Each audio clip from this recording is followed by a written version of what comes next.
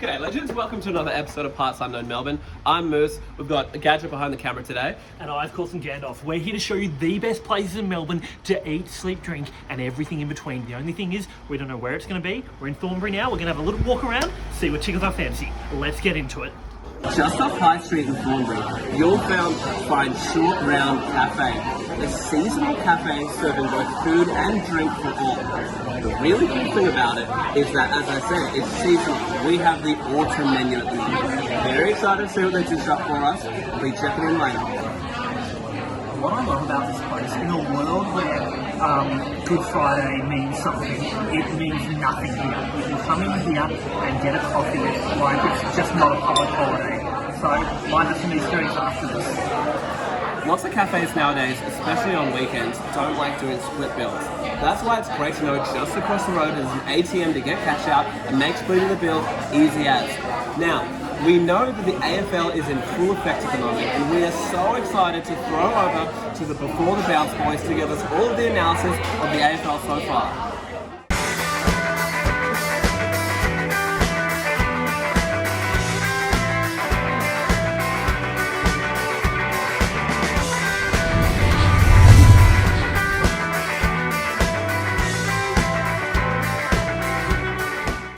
Thank you, Moose and Gandalf, and what a wonderful week of Before the Bounce is going to be. It absolutely is, Moose. We've got such a great week of football ahead of us, and we've had such an interesting week of football behind us.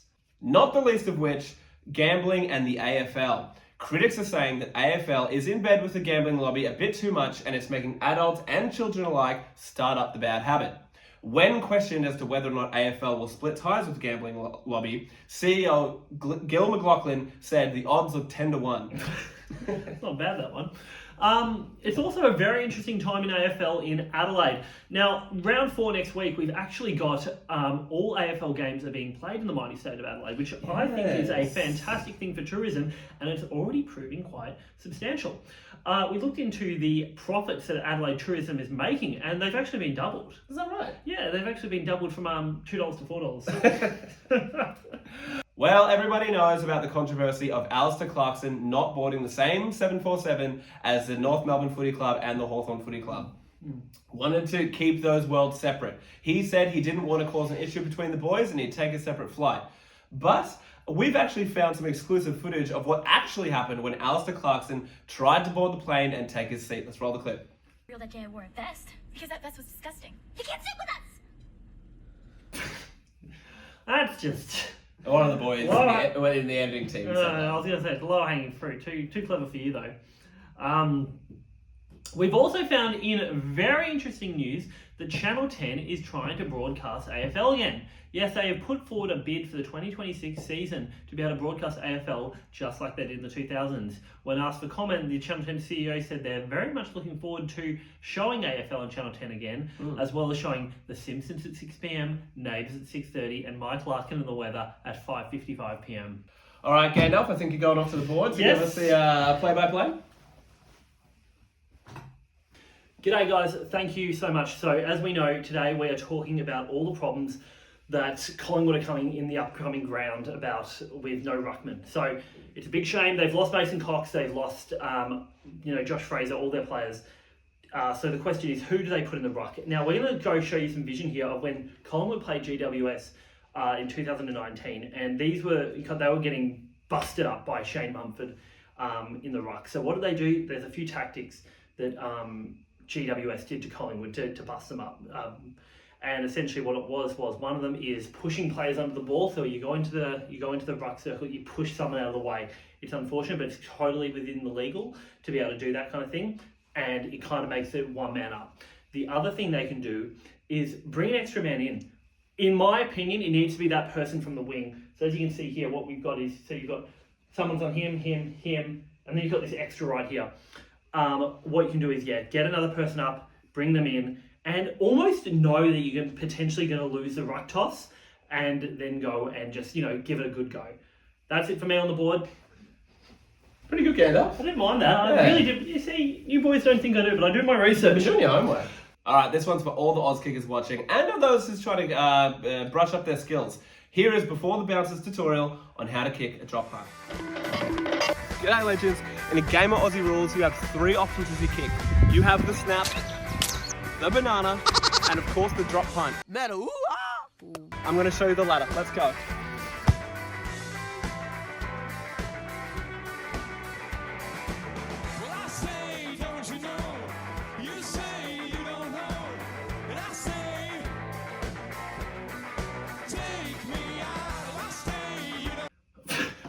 I see them, not bad by the way, but when you said how to kick a drop punt, I thought maybe we were going to have Robert Harvey, Nathan Buckley, Shane Woden showing.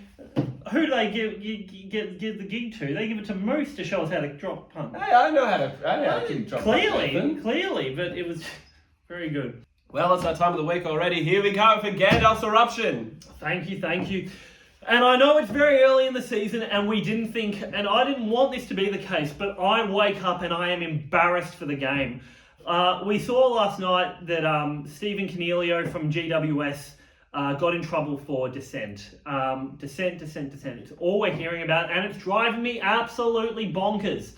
It's so annoying that the umpires just can't be consistent about, what's right and what's wrong. No one wants to see an umpire get yelled at in any way, shape or form. No.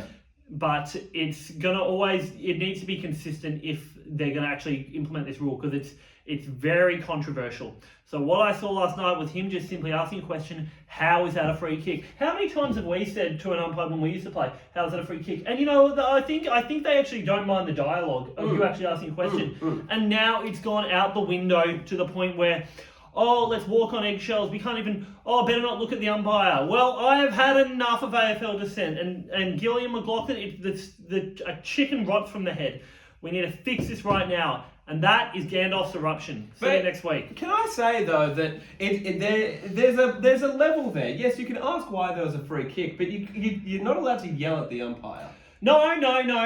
But it's what I'm saying is, though, it's more so about consistency. So if you can't yell at the umpire, fine, that's fine. Well, let's stem that out. Let's make that a baseline conversation. However, it can't be a case of, all right, sometimes you can yell at them, sometimes you can't. It's the consistency that's the problem for me. Yeah. Well, there you have it. Another episode of Before the Bounce.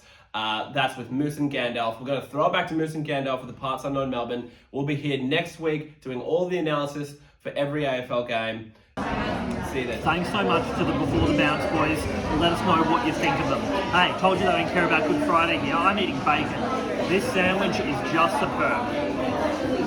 To those Southsiders on High Street, so I'm talking Northgate, Westgarth and Clifton Hill, you might think, okay, what's in Thornbury? You go to Welcome to Thornbury, okay, I must be in the middle of Thornbury.